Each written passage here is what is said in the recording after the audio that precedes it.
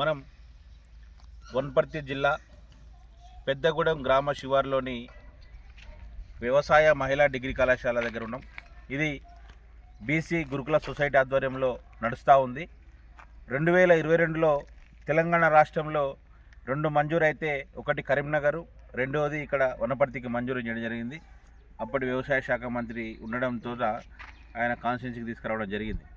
సరే, ఈరోజు ఏ కాలేజీకైనా, ఏ వ్యవస్థకైనా, ఏ ఇన్స్టిట్యూషన్కైనా సంవత్సరాలు గడిచే కొద్దీ సదుపాయాలు మెరుగుపరచాలి, ఏ ప్రభుత్వం ఉన్నా సరే. కానీ ఈరోజు 3 సంవత్సరం తిరిగి 4వ సంవత్సరం నడుస్తున్నా ఈరోజు ఉన్న సౌకర్యాలు మెరుగుపరచక ఈరోజు కాలేజీ తరలిపోయే ప్రమాదం కూడా ఈరోజు ఉంది. దాన్ని తరలించే కుట్ర చేస్తూ ఉన్నారని చెప్పి సందర్భంగా మేము చెప్తా ఉన్నాం. ఎందుకంటే ఎంతో ప్రతిష్టాత్మకంగా ఈరోజు వనపర్తికి విద్యాపర్తిగా పేరుంది. గతం నుంచి కూడా ఉమ్మడి జిల్లాలో వనపర్తి అంటే ఒక ఎడ్యుకేషన్ హబ్బు. వనపర్తిలో చదువు బాగుంటుంది. ఇంజనీరింగ్ కాలేజ్ వచ్చింది, మెడికల్ కాలేజీలు కానీ, తర్వాత జూనియర్ కాలేజీలు కానీ, ఏదైనా కూడా చదువు అంటే వనపర్తికి.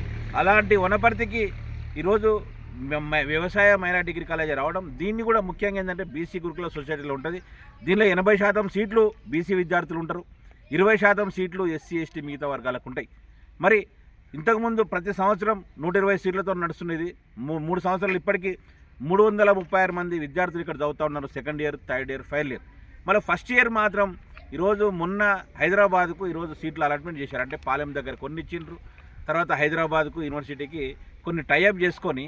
ఎందుకు ఇవ్వాల్సి వచ్చిందంటే దీంట్లో అధికారుల తప్పిదమేం లేదు. వాస్తవంగా అధికారులు ఎందుకంటే ఈరోజు అక్రిడేషన్ ప్రాబ్లం ఉంటే వాళ్ళు విద్యార్థులు పీజీ చేయడానికి కూడా ఇబ్బంది అవుతుంది. వాళ్ళు చదివిన చదువుకు గుర్తింపు లేకుంటుంది. కాబట్టి వీళ్ళు యూనివర్సిటీ వాళ్ళతో టైఅప్ చేసుకోవాల్సిన పరిస్థితి ఉంది.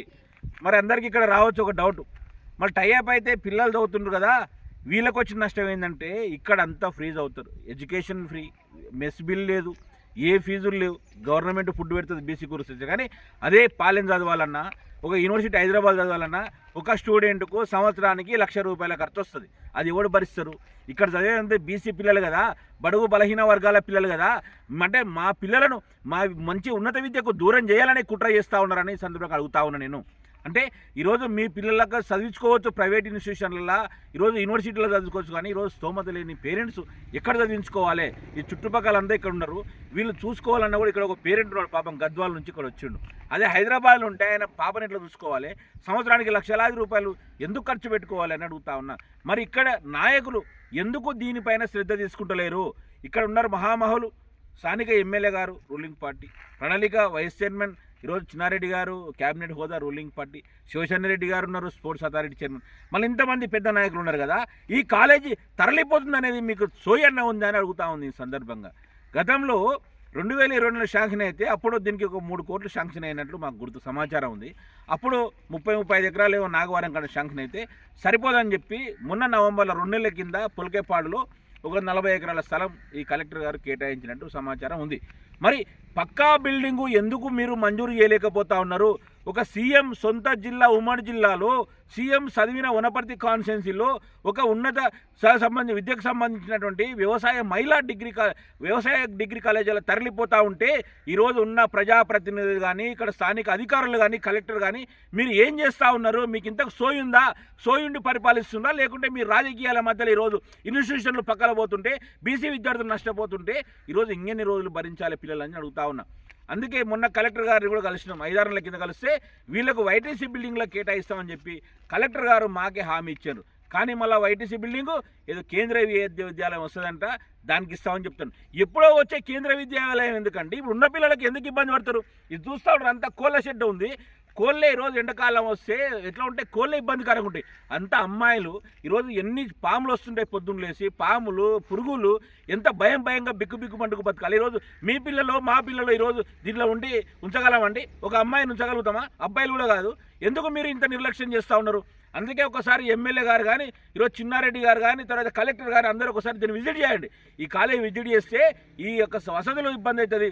మీ పిల్లలకనే ఈ పిల్లలుగా భావించి వాళ్ళకు ఒక పక్కా బిల్డింగ్ ఏర్పాటు చేసి అదేవిధంగా పక్కా బిల్డింగ్ ఏర్పాటు చేస్తే ఈ కాలేజీ కూడా ఇక్కడనే ఉంటుంది, వనపర్తిలో ఉంటుంది. లేకుంటే ఈరోజు ఫస్ట్ ఇయర్ పోయింది, నెక్స్ట్ 3 ఏళ్ళ తర్వాత కూడా ఇక్కడ ఈ కాలేజీ ఉండదు. వనపర్తికి వచ్చిన కాలేజీ ఈరోజు యూనివర్సిటీ కానీ తరలిస్తే పెద్ద ఎత్తున కూడా ఈరోజు బీసీ పొలిటికల్ చేసి ఉద్యమం కూడా కొనసాగిస్తుంది. బీసీ విద్యార్థుల కోసం ఈరోజు జిల్లాలో ఏ సమస్య ఉన్నా ముందుండి పోరాడేది బీసీ పొలిటికల్ చేసి. అందుకే చెప్తా ఉన్నాం, అన్ని రాజకీయ పార్టీల మేధావులకు కానీ అన్ని విద్యార్థి సంఘ నాయకులకు కానీ అన్ని ప్రజా సంఘాల నాయకులకు కానీ ఒకటే విజ్ఞప్తి చేస్తూ ఉన్నాం. ఈరోజు పార్టీలకు అతీతంగా మన జిల్లాకు ఉన్న ఇన్స్టిట్యూషన్ మనం దక్కించుకోవాల్సిన ఇక్కడనే ఉంచాల్సిన అవసరం ఆవశ్యకత ఎంతైనా ఉంది.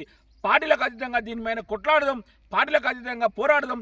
వ్యవసాయ మహిళా డిగ్రీ కళాశాల బీసీ గురుకుల ఆధ్వర్యంలో నడుస్తున్నటువంటి కాలేజీ వనపర్తిలో ఉండేటట్లు ప్రతి ఒక్కరు కూడా ఈరోజు సహకరించాలి. మేము చేసే ఉద్యమానికి అందరూ సహకరించాలని చెప్పి మరొక్కసారి అందరికీ విజ్ఞప్తి చేస్తూ ఉన్నాం.